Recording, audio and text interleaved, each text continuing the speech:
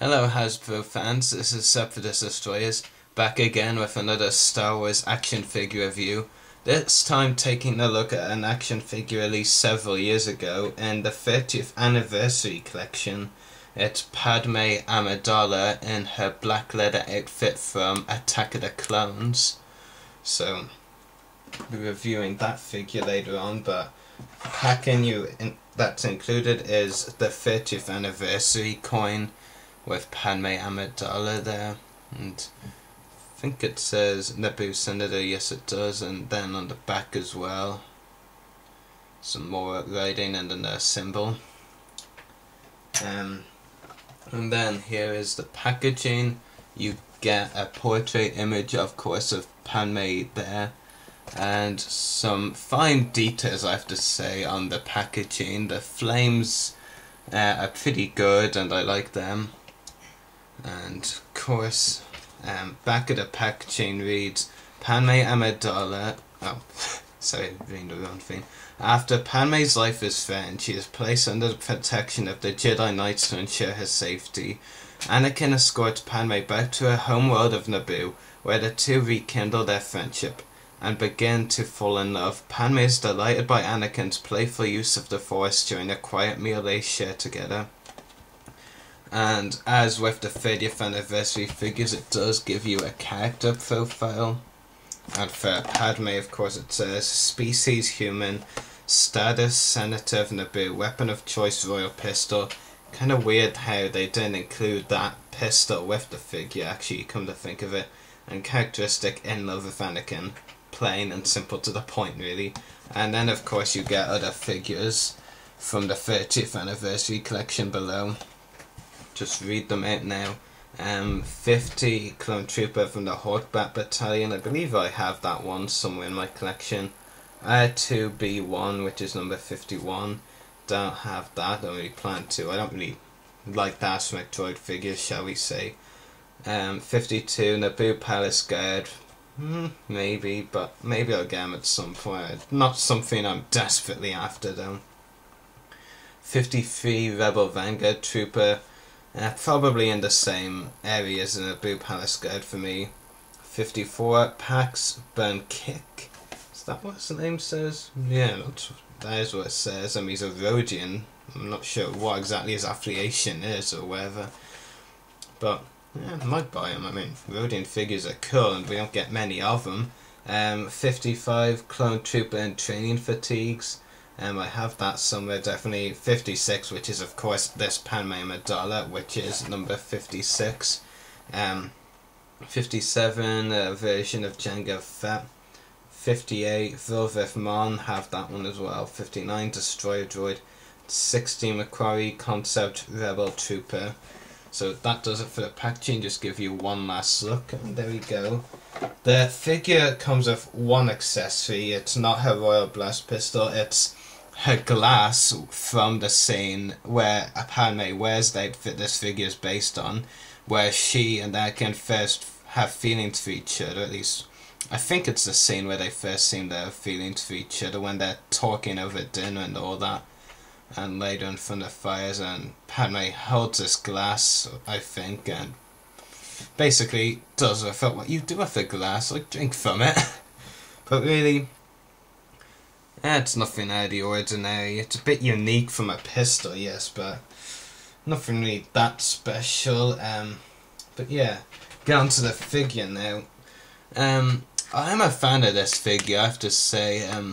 I wasn't initially worried because this thing here, you know, this, I actually didn't realise until I looked up recently that Padme actually had this on over the rest of the body during the film, because like I haven't watched Attack of the Clones in a while. Why would I? I only like the ending, which I actually watched the Geonosis part on a regular basis on its own. The rest of the film though, well, maybe the Camino scenes as well, but you get the idea. And I wasn't aware Padme had this skirt-like thing over her chest, but now that I know that it was in the film, I can understand Hasbro putting it there, and I'm glad it's removable because, like I said, I didn't actually think it was this was part of the character, so I'm really glad that it is removable and you can show what I do remember from the film, or what outfit I can recall Padme having from the film. So yeah, the detail on this figure is really nice. It's one of the better Padme face sculpts in my opinion, I have to say. That's saying something really, because you know, Padme face sculpts have been the one flaw really with all Padme figures for the most part. The face sculpts, Hasbro have never really nailed Natalie Portman's face. I mean, they've nailed the Clone Wars faces for Padme as far as I can tell, but they haven't really nailed Natalie Portman's spot on an action figure form yet, and this one is good, but it's not quite there. The eyes are a bit off, I think, just throw me off slightly. Yeah, the skirt is really good. Unfortunately though, because they molded it in such a way, there's absolutely no leg articulation, squat, no legs, no movement in the legs, so basically the only articulation is in the upper body, which I'll get to later. So really that's about it as far as detail goes. I'll just show you some more of the sculpting work on the back of the figure, which does look really nice. And now I'll take the head off, and basically that thing covering up her chest, shall I say. This bit is also removable. I obviously know that from the film, because like it's also on the portrait images of the figure, so yeah. And there is that piece you put over Padme's chest. Okay, and now just put the head back on and give you a better look at the figure.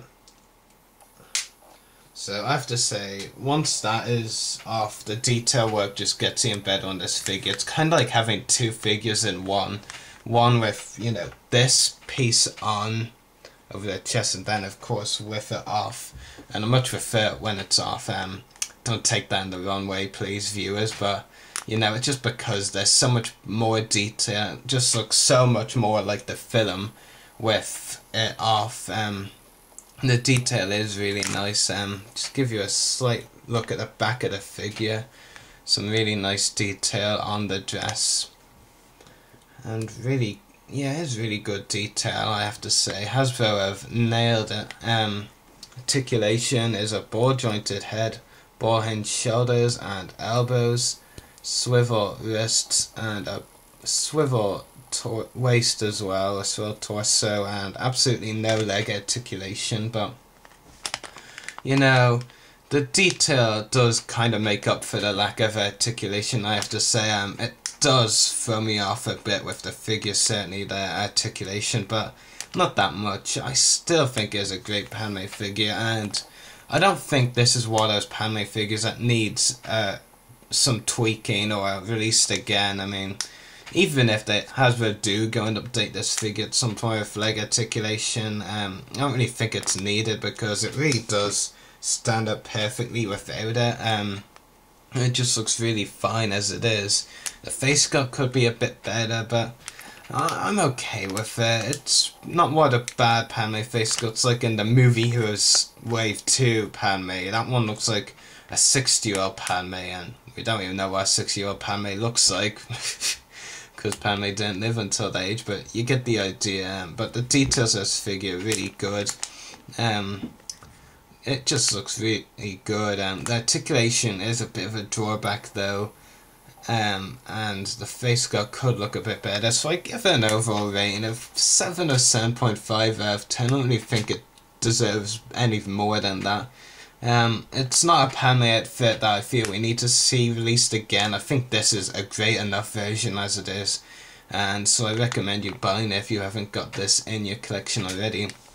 Next time, and this is something that won't be regular to say for the reviews, we'll be taking a look at a Separatist next, Poe Nudo. So we'll be reviewing him next, and I'm sure some Separatist fanboys that are subscribed to my channel will be happy that I'll be reviewing a Separatist finally, so stay tuned for Poe Nudo coming tomorrow. May the Force be with you, and happy hunting.